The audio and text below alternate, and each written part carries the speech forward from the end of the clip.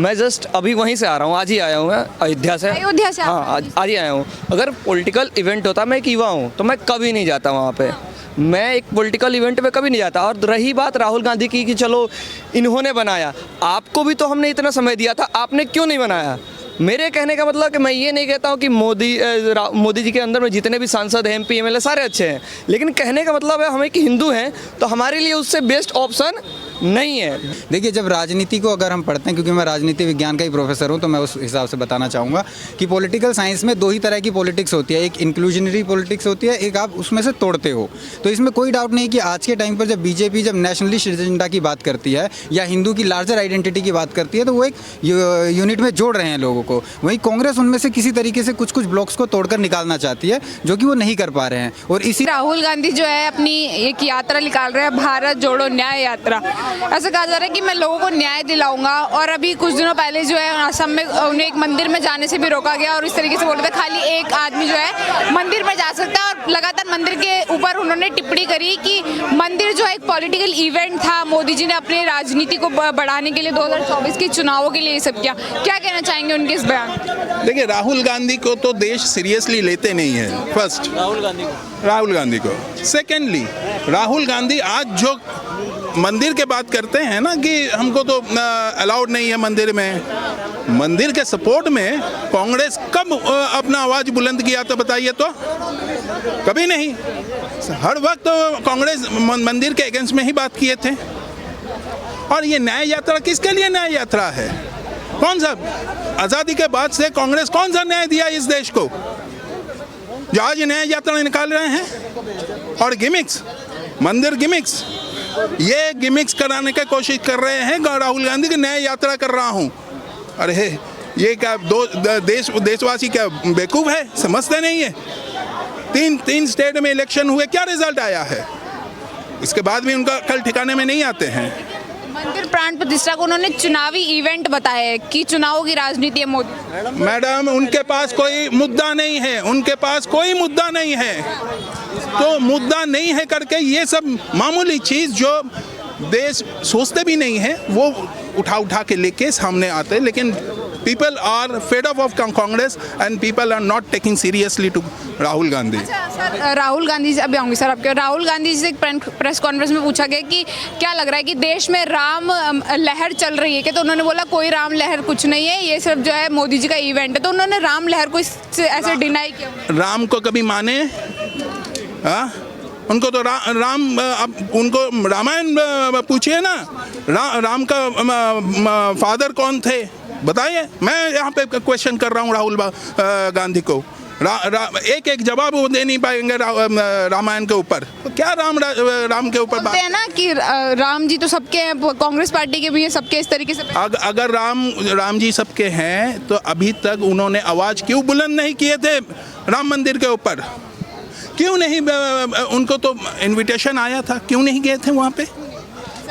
क्या नाम हो सर? मेरा नाम राज भारद्वाज है। क्या कहना चाहते हैं? मैं यही बोलना चाहता हूँ, जहाँ तक राम मंदिर के विषय की बात है, इसमें किसी तरह की कभी कोई कन्फ्यूज़न नहीं रही कि कांग्रेस हमेशा से राम मंदिर के खिलाफ थी और उन्हीं के लोगों ने उसके खिलाफ जो है केस फाइल किया, वही लड़ रहे थे, वही उल्टी सीधी स्टेटमेंट्स दे रहे थे। और आज जब एक ऐसी सिचुएशन बन गई कि राम मंदिर बन गया था, तो बीजेपी को जब उसका फ़ायदा हो भी रहा है, नो डाउट होगा भी, होना भी चाहिए, क्यों नहीं होगा? जब एक पार्टी खुलकर उस चीज़ का समर्थन कर रही है, वहीं दूसरी पार्टी उसका विरोध कर रही है। और आज के समय पर जो सामाजिक जो पुनरुद्धार लोगों का हो रहा है कि लोग दोबारा से बात करने लगे हैं कि सिर्फ आर्थिक और राजनीतिक विकास नहीं चाहिए, सांस्कृतिक, सामाजिक, धार्मिक विकास भी चाहिए। तो उस समय पर जब उसका फ़ायदा उनको मिल रहा है तो उसमें गलत क्या है? वो पॉलिटिकल इवेंट भी है, वो रिलीजियस इवेंट भी है, वो सोशल इवेंट भी है, वो हर तरीके का इवेंट हो सकता है। राम की जब हम बात करते हैं, जब रामायण की हम बात करते हैं, तो रामायण में सिर्फ ये नहीं बताया गया कि आप एक तरह का सिर्फ आदर्श जीवन जी रहे हैं या ऐसा या वैसा, नहीं।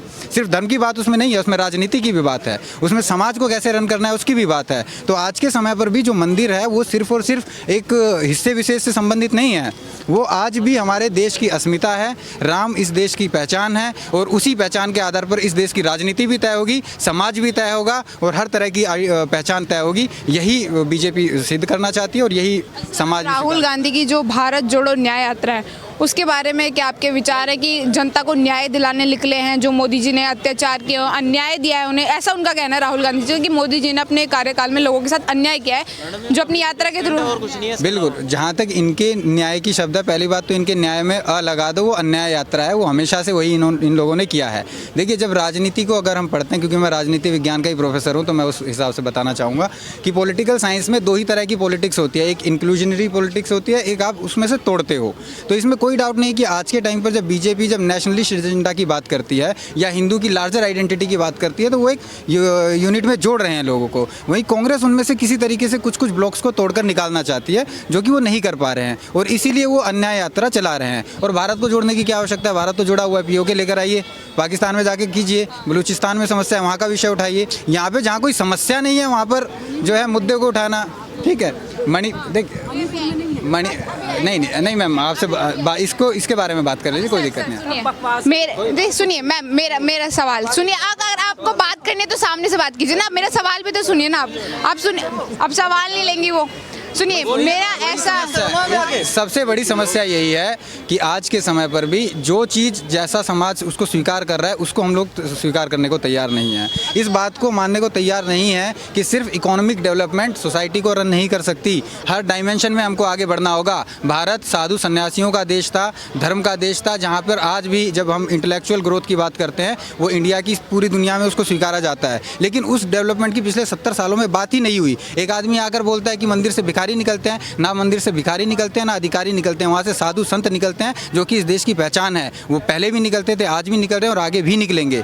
और मंदिर का उद्देश्य यही है कि उस तरीके से इंटेलेक्चुअल ग्रोथ हो, डेवलपमेंट हो। उसके अलावा जो इकोनॉमिक स्ट्रक्चर्स हैं उसमें सुधार हो रहा है। राहुल गांधी जो है एक मतलब आवाज़ उठाते हैं, ऐसा कहा जाता है कि गरीब आम जनता की आवाज़ है कि बेरोजगारी महंगाई का जो दर है वो इन 10 सालों में काफ़ी ज़्यादा बढ़ गया है। यानी कि मोदी जी के कार्यकाल में जो आवाज़ वो लगातार उठाते हैं और उनकी आवाज़ों को दबाया जाता है और बोलते हैं लोकतंत्र की हत्या हो रही है। क्या आपको भी लगता है, आप एक युवा हैं, आप स्टूडेंट से मिलते होंगे, तरह तरह के बच्चों से मिलते होंगे, तब आप बात करते तो क्या कंक्लूजन निकल के आते कि वो भी महंगाई बेरोजगारी से जूझ रही है जनता? इसमें देखिए कोई डाउट नहीं है कि जो बेरोजगारी और महंगाई, ये तो आप अपने देश में देखते हैं, हमको 10 लोग गरीब दिख जाएं तो हम उसके आधार पर पूरी सोसाइटी को जज करने लगते हैं। इस तरह की गरीबी अमेरिका में भी है, बाकी देशों में भी है, यूरोपियन कंट्रीज़ में भी है। बस बात इतनी सी है कि आप किस पार्ट को पकड़ते हैं। आप 10 साल का जो हमारा स्टैंडर्ड ऑफ लिविंग जिसको हम कहते हैं, आप अगर उसको समझेंगे तो 10 साल में बहुत ग्रोथ हुई है। दिल्ली में ऐसी ऐसी जगह पर है, जहाँ पर कि बिजली तक नहीं हुआ करती थी, जहाँ पानी तक नहीं था, कुछ नहीं था। कौन सी पार्टी ने क्या कैसा किया वो बात नहीं होती,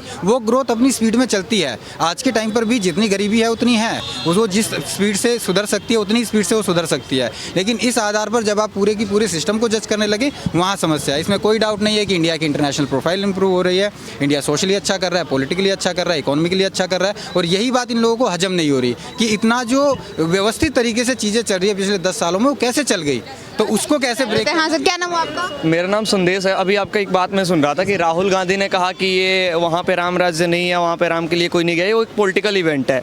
मैं जस्ट अभी वहीं से आ रहा हूँ, आज ही आया हूँ मैं अयोध्या से। हाँ, आज ही आया हूँ। अगर पॉलिटिकल इवेंट होता, मैं एक युवा हूँ, तो मैं कभी नहीं जाता वहाँ पे। मैं एक पॉलिटिकल इवेंट में कभी नहीं जाता। और रही बात राहुल गांधी की कि चलो इन्होंने बनाया, आपको भी तो हमने इतना समय दिया था, आपने क्यों नहीं बनाया?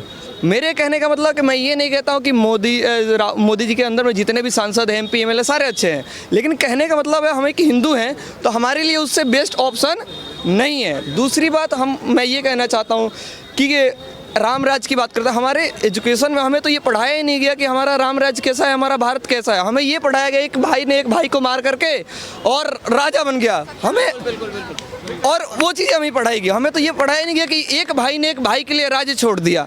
ये चीज़ें हैं ना। और मैं आपसे पहले भी कभी मैं वहाँ गया था, इतने अच्छा मुझे लगा, मुझे अभी जस्ट आपका मैं वीडियो भी दिखा दूंगा, बहुत मतलब इतना अच्छा फील हो रहा था वहाँ पे कि हम आपसे कुछ कह नहीं सकते। बहुत अच्छा फील हो रहा था, वहाँ ऐसा माहौल है। क्योंकि वो इवेंट आप मतलब आप वहाँ जो प्राण प्रतिष्ठा पूरी देख कर गए, क्या आपको वहाँ पे फील हुआ कि यहाँ पे राजनीति से जुड़ी हुई कुछ राजनीति हो रही है उस प्रोग्राम में, उस प्राण प्रतिष्ठा में? आपने कुछ फील किया? अगर वहाँ पे राजनीति होता तो वहाँ पे जितने साधु संत को इनविटेशन गया हुआ था उतने उनको नहीं होता।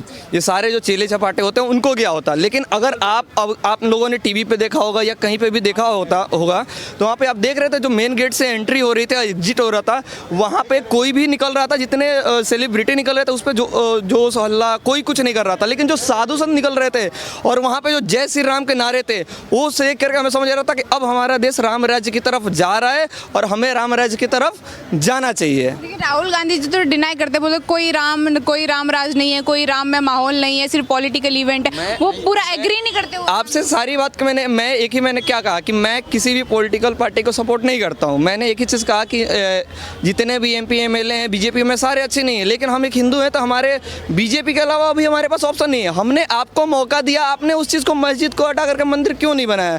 उससे पहले मंदिर ही था ना।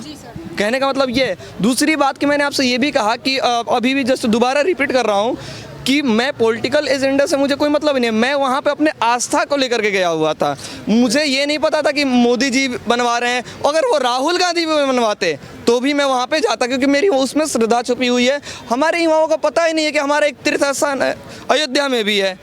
अगर किसी को पता होता तब तो मैंने एक वीडियो बनाया वहाँ पे, अभी मैं आपको दिखा दूंगा। सारे मैंने सभी